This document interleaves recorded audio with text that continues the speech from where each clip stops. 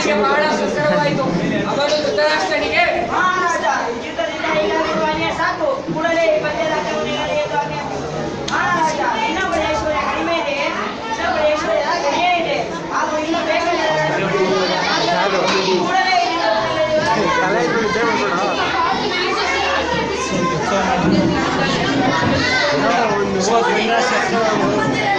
Video ಮಾಡೋದಲ್ಲ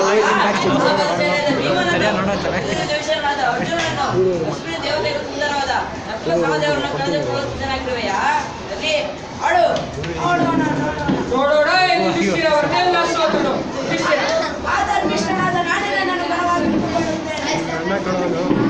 ತನ್ನನ್ನೇ ಗಣವಾಗಿಟ್ಟುಕೊಂಡ ಯುಧಿಷ್ಠಿರ ಅವನನ್ನೇ ಸೋತ.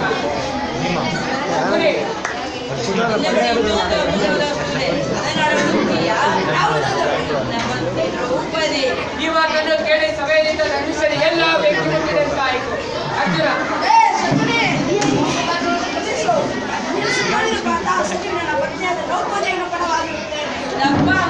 ಧರ್ಮರಾಯ ಏನು ಮಾಡುತ್ತಿದ್ದೀಯಾ? ಯುಧಿಷ್ಠಿರ ಬಂದಿರಲಿಲ್ಲ. ಯುಧಿಷ್ಠಿರನಿಗೆ ಏನು ಕೇಳಿಸಲಿಲ್ಲ. ಶಕುನಿ ಶಕುನಿ ನಿನಗೆ ಒಳ್ಳೆಯದಾವು ದೊರೆಯುವುದಿಲ್ಲ. ಯುಧಿಷ್ಠಿರ ಎಲ್ಲರನ್ನೂ ಸೋತಾಗ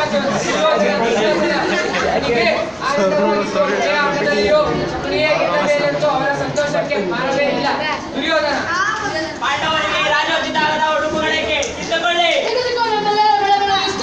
ದುಶ್ಯಾಸನ ಹೋಗಿ ದ್ರೌಪದಿಯನ್ನು ಕರೆದು ಅವರು ನಮ್ಮ ಶಾಸ್ತ್ರೀಯರ ಸಮೂಹವನ್ನು ಸೇರಿಕೊಳ್ಳಲಿ. ದುಶ್ಯಾಸನ ದ್ರೌಪದಿಯನ್ನು ಅಂತಃಪುರದೊಳಗೆ ಹಾಕಿ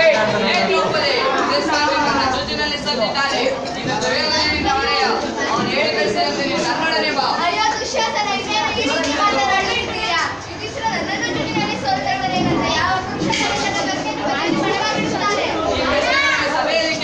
ದುಶ್ಯಾಸನು ದ್ರೌಪದಿಯ ಕೇಶರಾಶಿಯನ್ನು ಹಿಡಿದು ಸಭಾಮಂಟಪ ಕೇಳಲು ತಂದನು.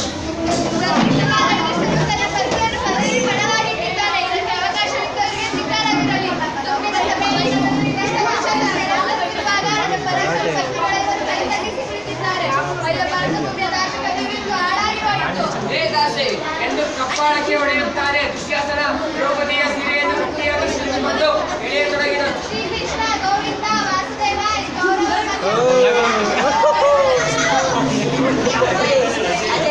ಕೂಡಲೇ ದ್ರೌಪದಿಯ ಉಕ್ಕಿದ ಸೀರೆ ಅಕ್ಷರವಾಯಿತು. ದುಶ್ಯಾಸನನು ಒಂದೊಂದು ಸೀರೆಯನ್ನು ಎಳೆದಾಗಲೂ ದ್ರೌಪದಿಯ ಮೈ ಮೇಲೆ ಹೊಸ ಹೊಸ ಸೀರೆಗಳು ಬರುತ್ತಲೇ ಇದ್ದವು.